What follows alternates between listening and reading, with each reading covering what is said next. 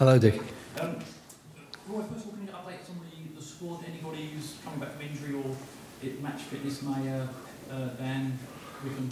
Yeah, no, the squad's looking very good. I mean, obviously, we picked up a couple of knocks against Fulham, but the players who've had those knocks are now fit, and on Sunday I will have a full squad to choose from, which is good. And the new players, they're coming along in leaps and bounds as their fitness, of course, improves. So we're happy with all of them too.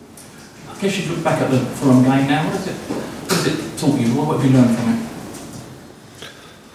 Well, the most important thing about the game for us, of course, was the 3 points. I thought it was a very good game of football. I thought Fulham played well, but luckily we were able to deal with the threat that they posed, and they do pose a threat, and take our goal chances. So it was a good victory for us, and I thought it was a marvellous occasion, in particular for myself and for Ray Lewington, who've obviously got a history with Fulham Football Club. It was a really, really good occasion, but it was an excellent start to the season in terms of the atmosphere and the quality of the football. And for us, of course, we hit the jackpot because we got the 3 points.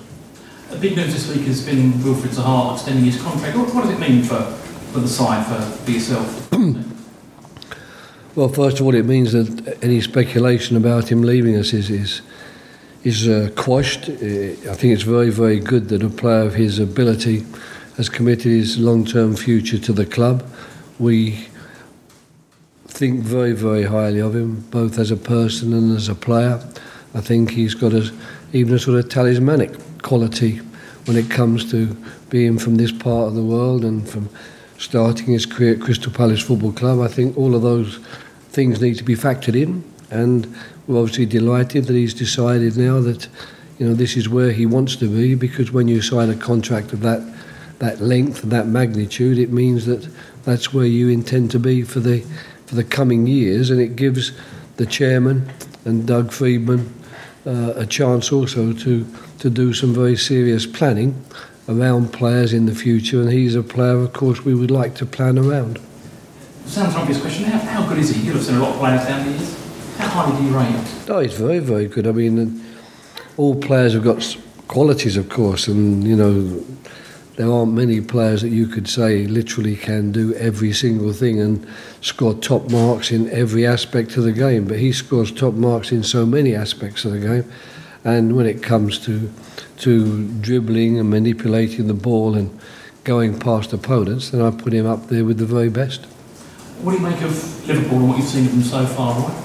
Very good. I mean, of course, like most people, I saw some of their international champions games, but you can't really judge on those because you don't know who's going to be starting the season. But of course, I watched the game against West Ham, and they were very, very impressive that day.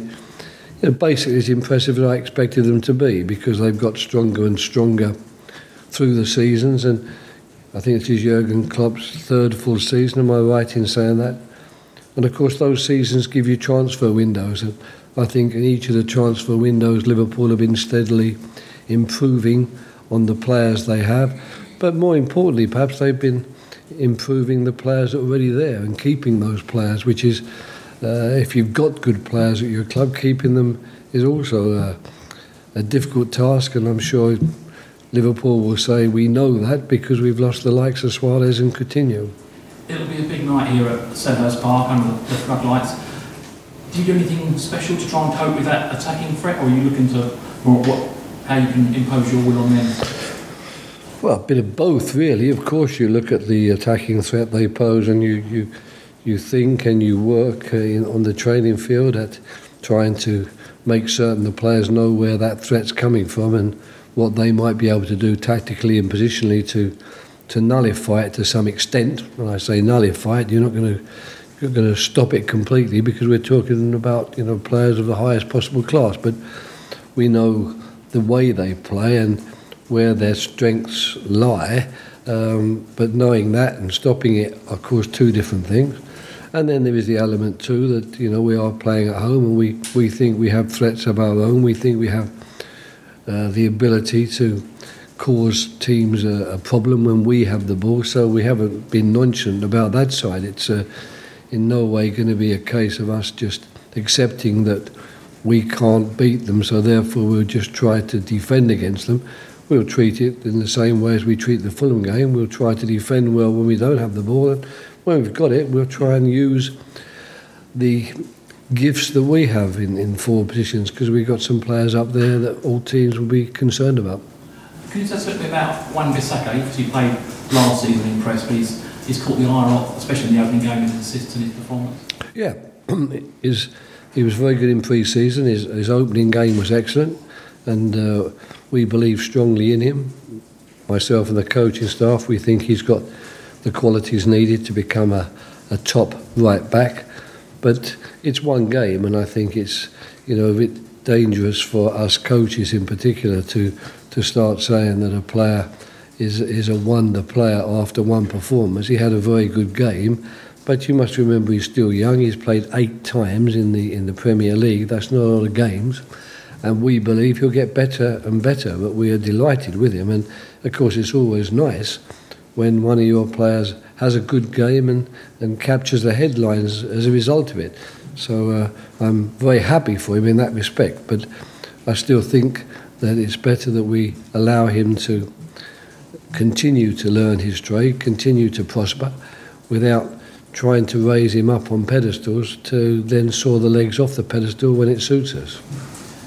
Do you have high hopes for this season? Because it seems that it's starting to fall into place now. The chairman said it was the final piece of the jigsaw, but you've signed a contract extension, so Sahar, the stadium plans, the squad's looking stronger in most departments.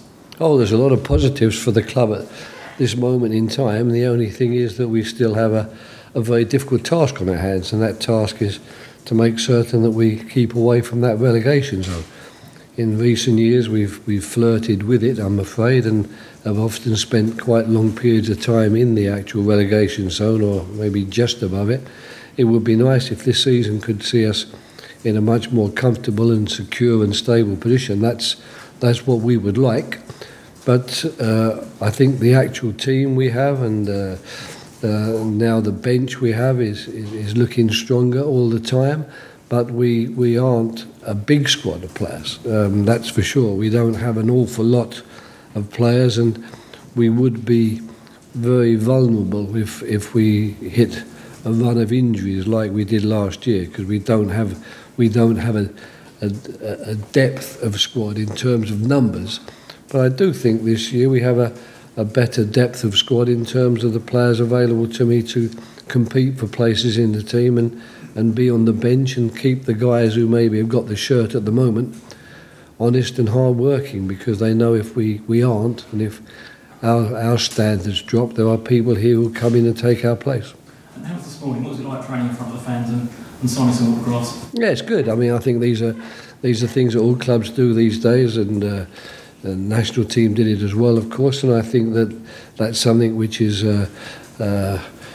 something that should be done without doubt. It is the type of thing that clubs need to do for their fans, to make certain they get a bit closer to the players from time to time, and these summer periods when the children are off school is the ideal opportunity. So I was pleased with today. I thought it was very well organised.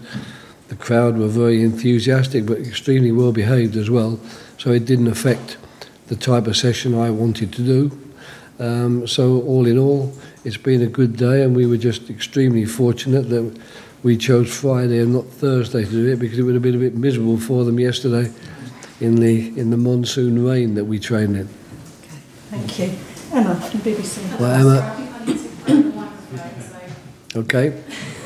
Get there slowly, passing the baton.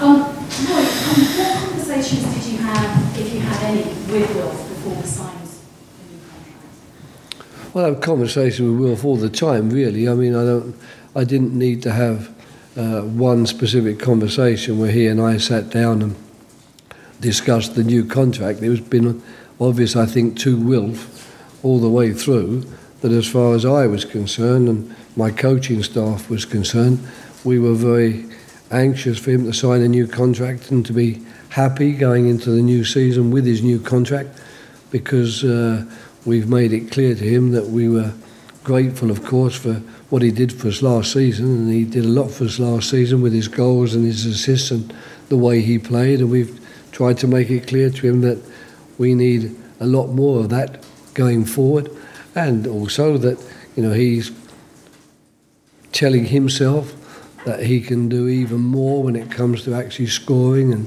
assisting with our goal record this season, and we encourage him, of course, in that regard as well. But the major conversations with regard to his contract have been carried out by Doug Freedman and Steve Parish himself. They're the ones who really have had the conversations, and probably also conversations about the very long-term future of the club. A first home game of the season against Liverpool under the floodlights on Monday evening. How special will that be? Very special, and it's made that little bit more easy for us in the sense that we won the first game. It would have been a lot harder to get excited about had we known that it's a game that we desperately must win, otherwise we're going to be rooted to the bottom of the table. Those 3 points make such a difference. We can now welcome Liverpool and what will be a very, very difficult task for us in terms of winning the game, but we can do it at least with the comfort of knowing that 3 points are already in the bag, and any points we get from this game will be seen by many people as a bonus, because these days the teams that are being put forward as the championship winners this year, when I say championship I mean the Premier League championship winners, they are normally expected to win every game, you know, home and away.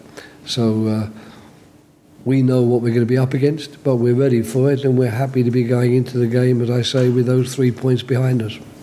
You haven't actually lost a match since you were last beaten by Liverpool here last season. How pleased are you with that kind of form?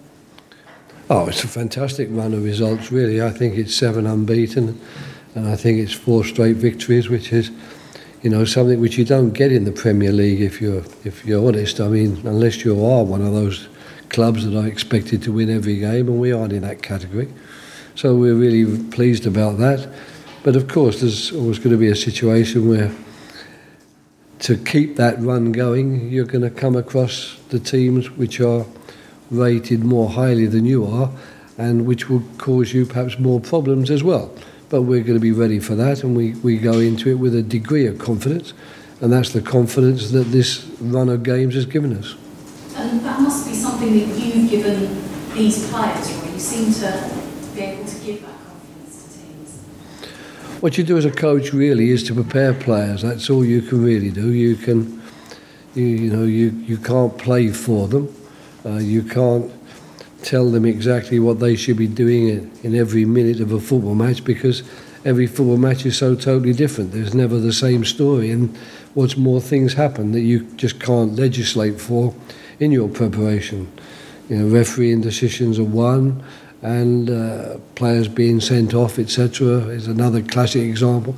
You can't legislate for that, but what you can, I think, do is to try and make certain that when they go on the field, they're as prepared as they possibly can be for the type of game that you envisage it being, that they know as much about the opponents and the type of problems the opponents are going to cause. They know all of those things too.